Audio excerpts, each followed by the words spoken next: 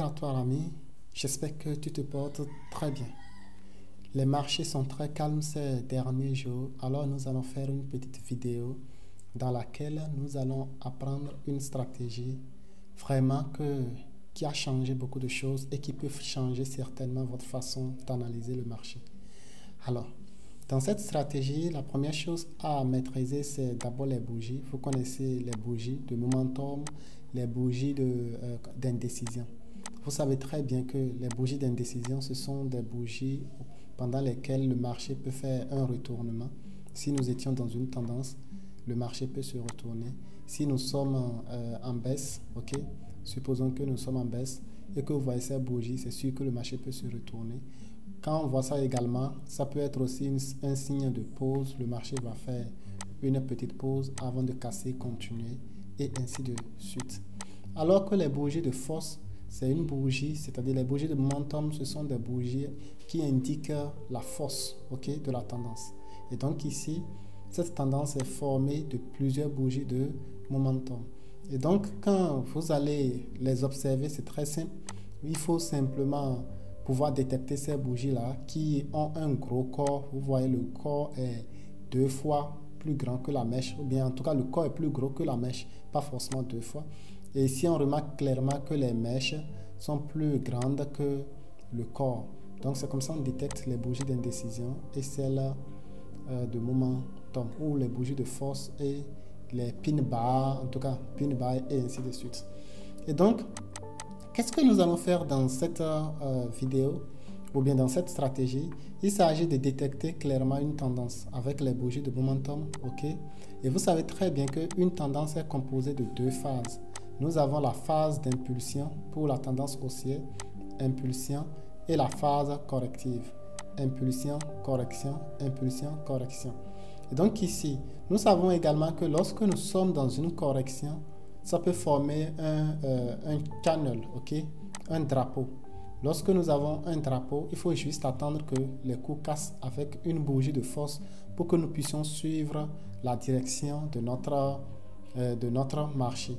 Il ne s'agit pas d'aller dans la contre-tendance, ne faites pas de contre-tendance et donc c'est vraiment très important.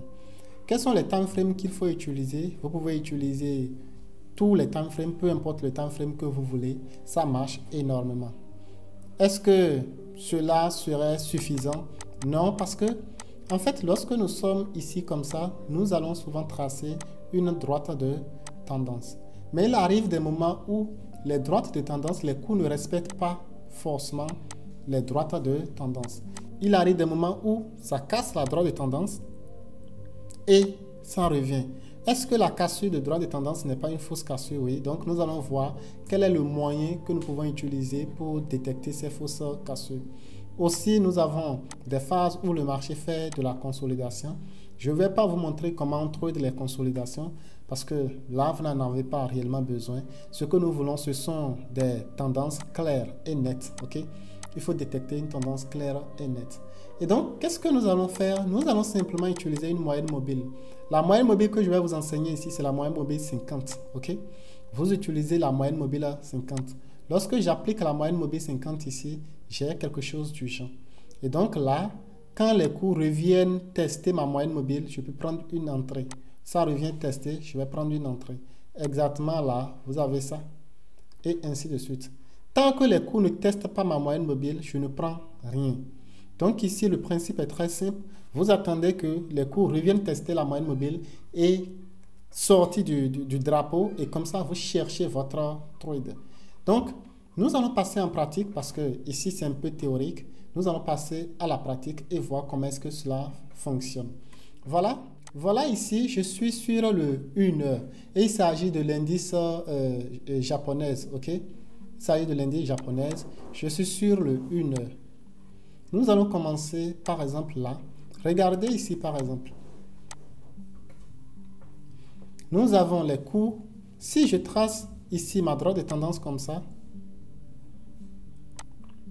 vous voyez que les cours viennent parfois tester la droite de tendance et ça suit. Mais qu'est-ce que nous pouvons constater? Nous pouvons constater simplement que pour que le marché change, regardez ici, la droite de tendance était clairement pas orientée. Vous allez remarquer ça. la droite n'était pas du tout orientée. Et donc, quand ce n'est pas orienté, vous ne faites pratiquement rien, ok? Mais à la suite, qu'est-ce qu'on a? On a une cassure de la droite de tendance ici, à ce niveau-là, ok? Une cassure de la droite de tendance là. Et qu'est-ce qui s'est passé? On remarque ici un retest de la droite de tendance. De la moyenne mobile, bien sûr, par la droite de tendance. Là, il suffit simplement de venir dans indicateur et vous mettez moyenne mobile exponentielle. Donc, il s'agit de la moyenne mobile exponentielle. Par défaut, c'est une moyenne mobile 9, mais vous allez mettre là 50. Vous mettez 50. Vous pouvez mettre 100, hein? Ok? Donc, les moyennes mobiles dont il faut utiliser, c'est entre la moyenne mobile 50 et celle 100. La moyenne mobile 100. Et donc ici, vous remarquez que la moyenne mobile 100 est vraiment très respectée, ok, ainsi que la moyenne mobile 50. Vous voyez ça clairement, qu'elles sont très respectées, ok. Et donc ici, qu'est-ce que j'attends? J'attends simplement que le marché fasse une cassure. Je vais cacher la moyenne mobile 50. Vous pouvez utiliser la moyenne mobile 50 ou la moyenne mobile 100. Les deux fonctionnent. Ce que je vais vous montrer, c'est la moyenne mobile 100, ok. Même la moyenne mobile 200, en tout cas au-dessus de la moyenne mobile 50. Donc ici, lorsque je viens ici, j'ai ici une cassure de ma moyenne mobile. Ok? Lorsque j'ai ma cassure, très simplement, vous allez remarquer quoi? Vous allez remarquer que le marché a fait un channel comme ça. Ok? Et comme ça. Et qu'est-ce qu'on a? Une cassure du channel ici, à ce niveau-là, par le haut avec une bougie de momentum. Donc, je prends mon entrée directement après la cassure par la bougie de momentum ici. Et donc là, je prends mon entrée ici comme ça. Et je me protège où? En bas ici. La protection, ce n'est pas en bas de la bougie, mais c'est en bas du pic. OK? Donc, je me protège là. Ça fait pratiquement quelques pips. Et là, je peux prendre 2R. Vous pouvez chercher juste 2R. Ne soyez pas assez gourmand parce que le marché a horreur gourmand. Hein. Donc, c'est en quelques heures, vous avez votre trade et vous avez terminé. Ici, remarquez, le marché vient ici et il casse. Ok, il touche la droite de tendance. Ici, nous sommes dans quelle direction? Nous sommes en train de monter. Et donc, quand le marché touche, vous attendez qu'il vous donne un signal. Ok, et là, je peux tracer facilement mon channel comme ça. Vous voyez ça? J'ai mon channel comme ça. Vous pouvez tracer ça comme ça, ma flag, ok. Et là, qu'est-ce que j'ai? J'ai ici une cassure. Après la cassure, j'ai ça, ok. Une très belle cassure avec une bougie de momentum. Ici, remarquez qu'on avait encore un autre channel qui se formait ici, clairement, et le marché a cassé. Et donc, c'est vraiment très intéressant. Double cassure, ça fait double confirmation. Comme ça. Et là, je prends mon trade comme ça, ici. Et je me protège en bas du pic précédent. Le pic précédent, c'est ici. Et je cherche 1 pour 1 ou 1 pour 2. Là, vous allez remarquer que le marché, après cette partie, il est retourné. Cela voudrait dire, lorsque vous avez par exemple une protection supérieure à 20 pips, vous ne prenez pas le trade. Ok? Votre protection doit être inférieure à 20 pips. Donc, essayez de sélectionner. Soyez qualitatif et non quantitatif. Vous voyez? Donc, on continue. On remarque que le marché essaye de descendre. Il fait tout ce qu'il veut. Il revient tester et nous fait là un autre channel. Vous voyez ça? Un channel là, comme ça. Et il casse le channel avec une bougie de momentum. On peut prendre l'entrée, mais la protection sera où? Ici. Vous voyez que c'est déjà trop large. On ne peut pas prendre ça. On ne peut pas prendre ce trade là. Et donc, on va voir ce que le marché veut faire. On remarque ici qu'il y a un grand channel que le marché fait. Et qu'est-ce qu'il fait?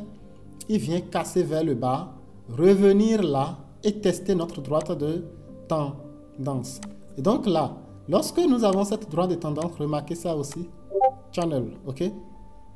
On remarque que notre moyenne mobile commence par descendre. La moyenne mobile commence par descendre. Ça veut dire que nous pouvons facilement dire la moyenne mobile, le marché est en train de changer de direction. Et donc là, j'ai une cassure, ok? La cassure ici, Vous voyez ça? S'il faut prendre ici, c'est déjà trop long. Donc, je ne peux pas prendre ça. J'attends facilement que le marché me donne encore une nouvelle entrée. Est-ce qu'il faut prendre ceci? Non. Ça n'a pas testé la moyenne mobile. Donc, je ne peux pas prendre ça. Arrivé à ce niveau ici, je remarque clairement que le marché fait un channel comme ça. OK? Et qu'est-ce que j'ai? J'ai une cassure. Après la cassure, je peux facilement prendre mon entrée. Si ceci ne me plaît pas, je patiente encore. Et j'ai ça. Vous allez remarquer ça. Et là, c'est une très belle entrée pour moi. Après la cassure, je prends mon entrée ici. Je me protège en haut là. Et je prends mes 2 R. OK? Vous cherchez juste 2 R ou 2,50 ou 3. Ça dépend de vous. Ainsi de suite. Ainsi de suite. La moyenne mobile 50, ça fonctionne partout. Remarquez les gars. Essayez de backtester et vous allez voir que ça fonctionne avec cette stratégie avec la moyenne mobile. Cassure avec une bonne bougie de momentum. Et on a par exemple là, ok, on a un retest là. Et là, on peut prendre notre trade ici. Vous pouvez faire raffinement même sur les temps frames inférieurs pour avoir de très belles entrées. Et vous faites 2 R. Facilement, vous avez vos 2 R en 2 heures ou en 3 heures. Ok?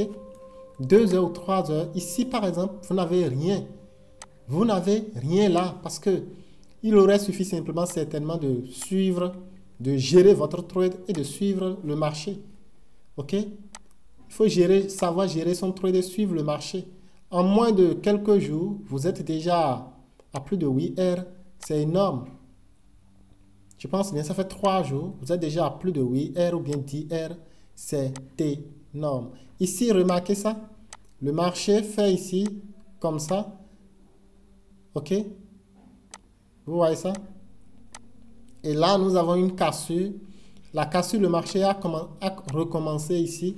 Et il est en train de faire notre channel. Donc, moi, j'attends l'autre channel comme ça.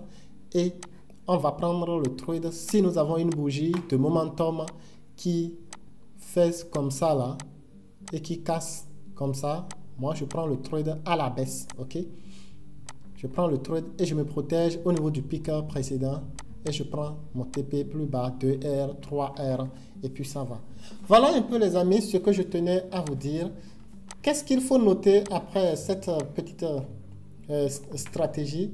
Il faut noter que 1. Vous devez détecter la tendance. Il est primordial de détecter la tendance. Vous ne pouvez pas trader ça sans détecter la tendance. Non. Donc, la tendance est très claire. Détectez la tendance. Ensuite, vous allez détecter votre channel, ok? Votre drapeau. Détectez votre drapeau. Le drapeau qui signale simplement ce que vous appelez une pause du marché, la phase de consolidation. Vous détectez la phase de consolidation ou la phase de pause, ok?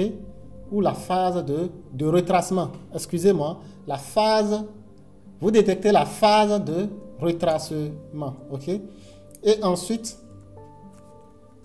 attendre une cassure. Vous attendez une cassure dans le sens de la tendance, ok? Vous ne faites jamais de contre-tendance. Et après, vous prenez votre trade en respectant le risque, ok? Vous prenez le trade en respectant le risque.